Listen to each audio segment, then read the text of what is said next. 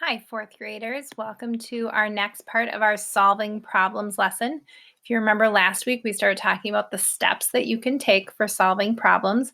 And we're going to look specifically at the first one because sometimes I think the first one is the hardest. And if you don't do that one well, the rest of them won't follow very well either. So remember, the steps started with the S, T, E, P, right? And S was say the problem without blaming anyone. All right. And often, if there's a problem between two people, we want to blame the other person for what happened. All right. So today we'll practice that first step. And then we'll work on thinking of the other ones, which is think of solutions, explore the different consequences, and then pick the best solution. We'll work on those later on. So we're going to watch a video, and the video didn't work last time, but it should work this time, I hope. And in this video, there's two students, Emma and James, and they are having a problem that I bet maybe has happened in your house before. This is supposed to be at school, but I bet you've had something like this at home before. So let's see what happens.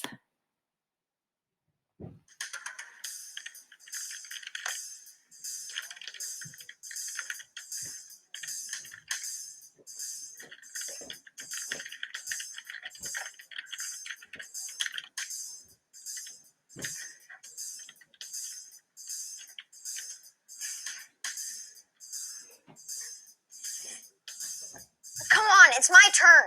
Can't you just wait a few more minutes? I'm trying to finish my project. It won't take very long if you stop bugging me.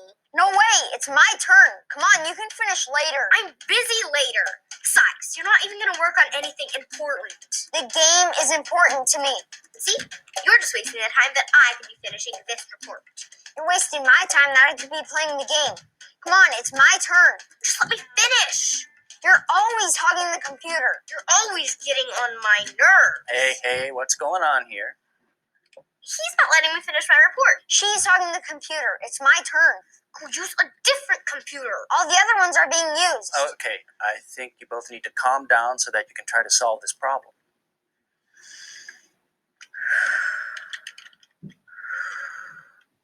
All right, that's better. Now, what's really the problem here? And remember, let's say it in a way that doesn't blame the other person.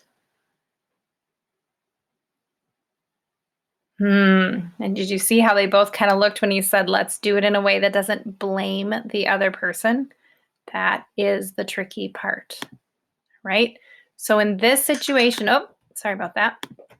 In this situation, right, think about what could be the first thing Emma and James do to help them solve the problem. It's to say what's wrong without blaming, right? So how could you do that? What is the problem? That's what the teacher asked them. Think about it. It's not that they're really mad at each other. They are getting mad at each other, but what do they both want? If you said they both want time on a computer, you're right. And there aren't enough computers. That's another problem, and it doesn't blame one person, right? There aren't enough computers, and they both want time on the computer. All right. So when you state the problem, you don't want to use things like, you made me, right? Like he's like, you're making me miss my game time. And she's like, you made me not be able to finish my report, right? Or because of you, or you always bother me, right? Those things make the other person upset, and they often want to defend themselves. It's kind of like you're attacking them with words, right? But if you instead say, we both need a computer, what can we do? That feels different, and it doesn't feel like you're confronting the one person. The other thing, when you blame somebody else, it often pulls yourself out of the blame. And sometimes both of you did something. In this case, both of them want a computer. Both of them need to use it, right? So they're both in this role, and it's not just one person's issue, it's both of theirs, right? So you don't want to pull yourself out of it and make it sound like I didn't do anything, right? So you want to make sure you use those statements that make sure everybody is included without blame. All right. And we just talked about where did they blame each other, right? You're always bothering me. You're always wanting to play the game. You always need the computer. You're always on it, right? All right. Oh, sorry. Now, let's think about some other scenarios, some other situations where this might happen at school.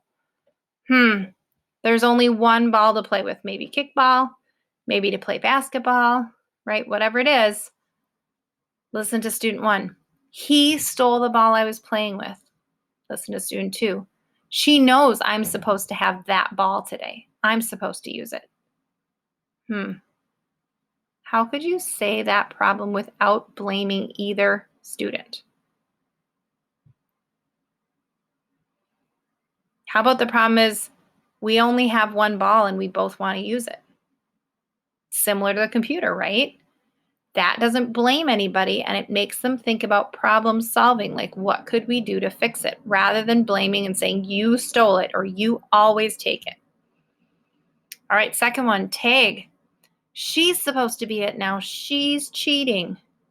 She didn't tag me. She's lying.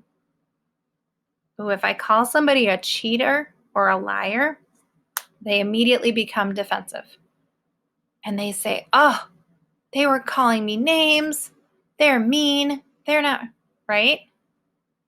What could we say instead that wouldn't cause any blame? How about something like, nobody's sure who's it. We don't know who got tagged last. Oh, now it's a we problem, and the whole group that's playing can help to figure things out, right? The last one, the captain. It's my turn to be captain. He always gets to be the captain. Other student, he can't be captain. He doesn't pick teams fairly. Captains normally pick teams for a game, right? Maybe I'm going to be the captain for one team and Miss McCormick's going to be the captain for the other team. And if you always get to be the captain, you always get to make the choices, right? That might feel unfair. That's where this comes from. So what could they say instead? How about something like, we need to pick 2 captains? Maybe they're playing flag football or touch football. We need to pick captains. Too many people want to be captain, right? That could be a problem. More than 2 people want to be it. And what could they do? Maybe they come up with a system. Maybe they rotate depending on which day of the week it is, right? If I can name what the problem is without blaming a certain person, it's going to be much easier to then start thinking of what we could do differently. In the one class ball, if there's only one ball, I might think, well, we both want it today. Let's make a plan. You use it one day, I use it the other day. Could work. Maybe we're going to go to Mr. Cullen and ask him if he can buy a couple more balls for the playground because we don't have enough. Could work. Maybe we're going to talk to Mr. Schrader and see if we can borrow a ball from gym class that we could use during recess. All of those could be solutions, and none of them blamed one person for needing the ball. It's just a problem that you have, right? For tag, if you all realize that nobody knows for sure who's it right now, maybe you say, oh, we're going to do 1, 2, 3, not it. Have you ever done that where you touch your nose and figure out who the new tagger is going to be? Right? Maybe you're going to ask for a volunteer to be it. Oh, we're not sure who's it. Does anybody want to be it right now? Right? You can come up with solutions if somebody doesn't have their feelings hurt already or somebody isn't angry already because they feel like they're being blamed. All right, so that takes us into our next step, the T, think of possible solutions.